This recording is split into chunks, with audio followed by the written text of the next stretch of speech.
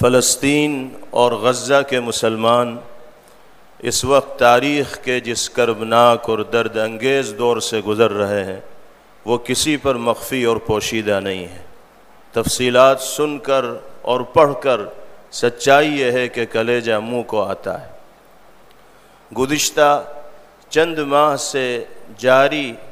اسرائیل کی وحشیانہ بمباری کی زد میں آ کر بلا مبالغہ 50,000 سے زائد فلسطینی جاں بحق ہو چکے ہیں، جام شہادت نوش کر چکے ہیں، جن میں بڑی تعداد خواتین کی، عمر رسیدہ افراد کی اور چھوٹے چھوٹے شیرخوار اور معصوم بچوں کی۔ بین الاقوامی برادری جس کو اس خونریزی کو روکنے میں مؤثر کردار ادا کرنا چاہیے تھا، افسوس اس بات پر ہے کہ وہ برادری یہ تو اس بربریت و خونریزی کو شہ دینے میں لگی ہوئی ہے یا خاموش تماشائی بنی ہوئی ہے۔ اس عظیم الشان اجلاس کے حوالے سے جمعیت علماء ہند کے خدام مسلمانان عالم کی ترجمانی کرتے ہوئے عالمی برادری کو اور طاغوتی طاقتوں کو یہ پیغام دینا چاہتے ہیں کہ مسلمان ہر طرح کی قربانی پیش کرنا گوارا کر لے گا، لیکن مسجد اقصیٰ پر یہودیوں کا تسلط اور اسرائیل کی حکمرانی نہ کبھی پہلے ہمارے لیے قابل قبول رہی ہے، نہ آج ہے اور نہ آئندہ رہے گی انشاءاللہ۔ اس موضوع پر ایک نہایت اہم اور جامع تجویز پیش کرنے کے لیے میں درخواست کرتا ہوں دارالعلوم دیوبند کے موقر استاد حدیث، استاد محترم حضرت مولانا عبداللہ صاحب معروفی دامت برکاتہم العالیہ سے حضرت تشریف لائیں اور عالم اسلام بالخصوص فلسطین کے مسائل پر تجویز سامعین کے سامنے پیش فرمائیں۔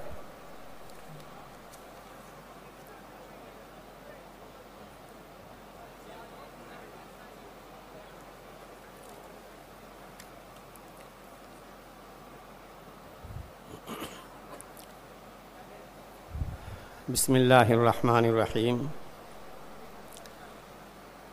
قال النبی صلی اللہ علیہ وسلم المؤمنون کرجل واحد ان اشتکا عینہ اشتکا کلہ وان اشتکا رأسہ اشتکا کلہ او کما قال علیہ الصلاۃ والسلام۔ محترم بزرگوں، عزیز دوستوں اور بھائیوں، جمعیت علماء ہند ملت اسلامیہ کی ایک خادم جماعت ہے اور نہ صرف ایمانی اور دینی رشتے کی بنیاد پر بلکہ انسانی رشتے کی بنیاد پر خدمت کرنا اپنا فرض منصبی سمجھتی ہے۔ یہ جو تجویز پیش کی گئی ہے، جس کی تمہید میں برادر محترم مفتی محمد عفان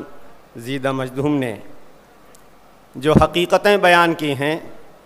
وہ سب پر عیاں ہیں اور کھلی ہوئی ہیں۔ تجویز کے الفاظ میں پڑھتا ہوں۔ فلسطین اور عالم اسلام کو درپیش چیلنجوں پر تجویز۔ جمعیت علماء ہند کا یہ اجلاس مجلس منتظمہ بالخصوص فلسطین کے خلاف اسرائیلی جنگی جرائم، وحشیانہ قتل عام، غزہ اور مشرقی یروشلم سمیت مقبوضہ مغربی کنارے میں فلسطینی عوام کے خلاف اسرائیلی جارحیت کی سخت مذمت کرتا ہے۔ اسرائیل غزہ پر حالیہ فوجی مہم کے آغاز کے بعد سے بڑے پیمانے پر اور اندھا دھند شہریوں اور آبادیوں کو نشانہ بنا رہا ہے۔ غزہ میں 60% سے زیادہ گھر تباہ و برباد ہو گئے، سینکڑوں خاندان صفحہ ہستی سے مٹ گئے۔ غزہ میں 17 لاکھ سے زیادہ فلسطینیوں کو بے گھر کر دیا گیا۔ کل 20 لاکھ کی آبادی ہے، 17 لاکھ سے زیادہ فلسطینیوں کو بے گھر کر دیا گیا، جبکہ ان میں سے اکثریت پہلے ہی پناہ گزین ہے۔ یا 1948 کے پناہ گزینوں کی اولاد ہیں۔ دوسری طرف صحافیوں، طبی عملے، ایمبولینسوں، اسکولوں، عبادت گاہوں، یونیورسٹیوں، پناہ گاہوں اور اسپتالوں کے ساتھ ساتھ پانی، بجلی، ٹیلی کمیونیکیشن اور توانائی کے بنیادی ڈھانچے کو نشانہ بنایا جا رہا ہے۔ اس تناظر میں یہ تجویز پیش خدمت ہے کہ یہ اجلاس تمام ممالک بالخصوص امریکہ، برطانیہ اور ہندوستان، بالخصوص امریکہ، برطانیہ اور ہندوستان سے مطالبہ کرتا ہے کہ وہ قابض حکام کو اسلحہ اور گولہ بارود کی برآمدات بند کریں جو ان کی فوج اور دہشت گرد اسرائیل آباد کار فلسطینیوں کو قتل کرنے اور ان کے گھروں، ہسپتالوں،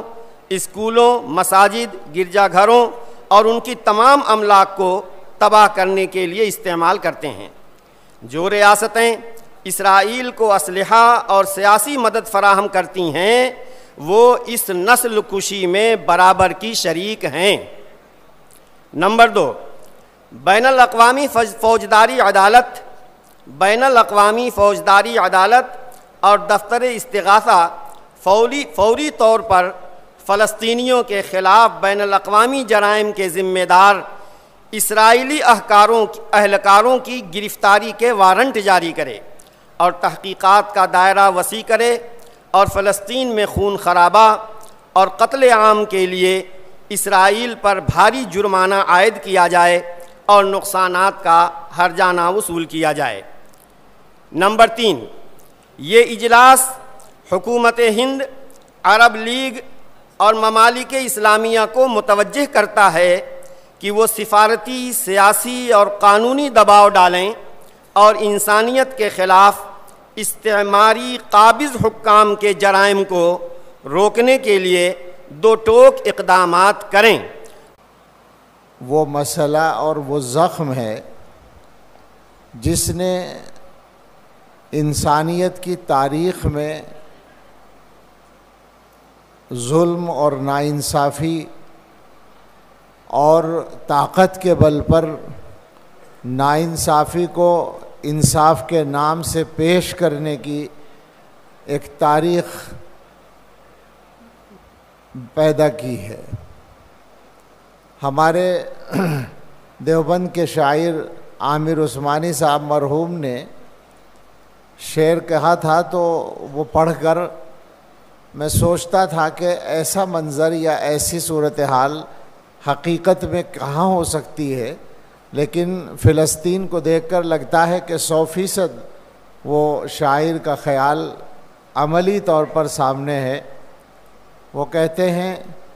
کیوں ہوئے قتل ہم پر یہ الزام ہے، ہم ہی قتل ہوئے ہیں، ہم پہ الزام ہے، کیوں ہوئے قتل ہم پر یہ الزام ہے، قتل جس نے کیا ہے وہی مدعی، قاضی وقت نے فیصلہ دے دیا لاش کو نظر زندہ کیا جائے گا، لاش کو جیل میں ڈالیں گے، قاضی وقت نے فیصلہ دے دیا لاش کو نظر زندہ کیا جائے گا۔ اب عدالت میں یہ بحث چھڑنے کو ہے، یہ جو قاتل کو تھوڑی سی زحمت ہوئی، قاتل کو تھوڑی سی زحمت ہوئی، یہ جو خنجر پہ ہلکا سا خم آ گیا، اس کا تاوان کس سے لیا جائے گا؟ فلسطین کا مسئلہ ایسا لگتا ہے کہ اس شاعری کو 100% حقیقت بناتا ہے۔ علامہ اقبال مرحوم اسرائیل کی تشکیل سے پہلے دنیا سے چلے گئے تھے، لیکن فلسطین کا مسئلہ تو پہلے ہی سامنے آ چکا تھا۔ خلافت عثمانیہ کے سقوط کی بنیاد میں فلسطین کا مسئلہ ہے،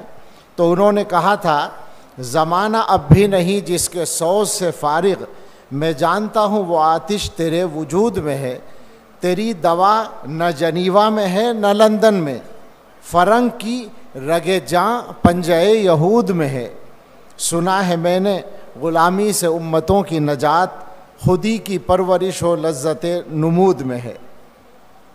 فیض احمد فیض نے کہا تھا میں جہاں پر بھی گیا عرض وطن، تیری تذلیل کے داغوں کی جلن دل میں لیے، تیری الفت تیری یادوں کی تیری حرمت کے چراغوں کی لگن دل میں لیے، تیری الفت تیری یادوں کی کسک ساتھ گئی، تیرے نارنگ شغوفوں کی مہک ساتھ گئی، سارے اندیکھے رفیقوں کا جلو ساتھ رہا، کتنے ہاتھوں سے ہم آغوش میرا ہاتھ رہا، دور پردیس کی بے مہر گزرگاہوں میں، اجنبی شہر کی بے نام و نشان راہوں میں، جس زمیں پر بھی کھلا میرے لہو کا پرچم، لہلہاتا ہے وہاں ارض فلسطین کا علم، تیرے اعداء نے کیا ایک فلسطین برباد، میرے زخموں نے کیے کتنے فلسطین آباد۔ آج اس وقت کی ایک محترم شاعرہ نے ہمارے جذبات کو یوں تعبیر کیا ہے، لو چراغوں کی تو ہم نے بھی لرزتی دیکھی، آندھیوں سے کبھی سورج نہ بجھا تھا لوگوں، آئینہ اتنا مقدر ہو کہ اپنا چہرہ دیکھنا چاہیں تو اغیار کا دھوکہ کھائیں، ریت کے ڈھیر پہ ہو محمل ارماں کا گما، منزلیں کاسہ دریوزہ گری بن جائیں، قافلے لٹتے ہی رہتے ہیں گزرگاہوں میں، لوٹنے والوں نے کیا عزم سفر بھی لوٹا، دجلہ خوں تو نئی بات نہیں ہے، یہ کہو وہ جو ڈوبا ہے سفینہ ہے کہ ساحل ڈوبا، زیادہ شوق ہے کہ مسجد اقصیٰ پہلے، دل بھی قبلہ ہے یہ قبلہ نہ ڈہا تھا پہلے، نامناسب تو نہ تھا شعلہ بیاں بھی ہوتے، تم مگر شعلہ بدل شعلہ بجاں بھی ہوتے، تم تو خورشید بکف تھے سر بازار وفا، کیوں حریف نگہ چشم تماشا نہ ہوئے، کس کی جانب نگراں تھے کہ لگی ہے ٹھوکر، تم تو خود اپنے مقدر کی عنا تھے تھامے، اس صحیفے میں ندامت کہیں مفہوم نہ تھی، اس خریطے میں ہزیمت کہیں مرقوم نہ تھی، رن سے آتے تھے تو با طبل ظفر آتے تھے، ورنہ نیزوں پہ سجائے ہوئے سر آتے تھے، مٹ نہ پائے تھے بگولوں سے نقوش کف پا، ان راہوں میں ہے رسولوں کے نقوش کف پا، محترم ہے مجھے اس خاک کا ذرہ ذرہ، ہے یہاں سرور کونین کے سجدے کا نشاں، اس ہوا میں میرے آقا کے نفس کی خوشبو، اس حرم میں میرے مولا کی سواری ٹھہری، اس کی عظمت کی قسم ارض و سما نے کھائی، تم نے کچھ قبلہ اول کے نگہبان سنا، حرمت سجدہ گہ شاہ کا فرمان سنا، زندگی مرگ عزیزاں کی تو سہ جاتی ہے، مرگ ناموس مگر ہے وہ دہکتی بھٹی، جس میں جل جائے تو خاکستر دل بھی نہ ملے، اور تپ جائے تو کندن ہے وجود انسان، پھر یہ پگھلے ہوئے لمحات کراں تا بکراں، آپ مینارہ انوار میں ڈھل جاتے ہیں، عرش سے خاک نشینوں کو سلام آتے ہیں، خارزاروں کو کسی آبلہ پاکی ہے تلاش، وادی گل سے ببولوں کا خریدار آئے، دلق پوش آئے غلاموں کا جہاں دار آئے، پا پیادہ کوئی پھر قافلہ سالار آئے، ریگزاروں میں کوئی تشنہ دہن آ جائے، ہوش والوں کوئی تلقین جنوں فرمائے۔ ان اشعار میں جو پیغام ہے وہ تو حقیقت یہ ہے کہ ہمارے لیے ہے، مسلمانوں کے لیے ہے۔ تجویز جو ہے وہ در حقیقت احتجاج ہے دنیا کی طاقتوں سے۔ جمعیت علماء ہند وہ تنظیم ہے جس نے روز اول سے مسئلہ فلسطین کو اپنے ایجنڈے میں سر فہرست رکھا ہے، اور جس انداز سے بھی ہو سکا ہے جمعیت نے اس کے لیے محنت اور کوشش کی ہے۔ آج کے حالات میں یہ جو تجویز ہے، یہ تجویز دنیا کی طاقتوں کو متوجہ کرنے کے لیے ہے کہ تم کب تک دنیا میں جس کی لاٹھی اس کی بھینس کا قانون چلاؤ گے، اور اس قانون کو انصاف کے نام پہ دنیا کے اندر نافذ کرو گے۔ دنیا کی تمام طاقتیں جن کے ہاتھ میں لاٹھی ہے، ہمارے صدر محترم نے یہ ایک مرتبہ مخصوص تناظر میں فرمایا تھا، ہم اس کو فلسطین کے تناظر میں امریکہ اور بین الاقوامی طاقتوں سے کہہ سکتے ہیں کہ لاٹھی بدل بھی سکتی ہے، کسی دوسرے ہاتھ میں بھی آ سکتی ہے۔ یہ صحیح ہے کہ ہماری بے عملی ایسی ہے کہ ہم ابھی تک اس لاٹھی کو واپس لینے کی پوزیشن میں نہیں ہیں، لیکن بہرحال کبھی نہ کبھی تو زندگی آئے گی، کبھی نہ کبھی تو حالات بدلیں گے، اور ہم دنیا کی طاقتوں کو یہ بتا دینا چاہتے ہیں کہ یہ ہماری طرف سے کوئی دھمکی نہیں ہے۔ ہم تو وہ ہیں کہ جب ہمیں طاقت ملتی ہے تو ہم زیادہ انصاف کرتے ہیں۔ ہماری تاریخ اس کی گواہ ہے کہ خود فلسطین میں جب ہمیں طاقت ملی ہے تو ہم نے تمہارے کسی ظلم کا بدلہ نہیں لیا ہے۔ تمہارے پاس ایک چھوٹے سے وقفے میں یہ قبضہ آیا تھا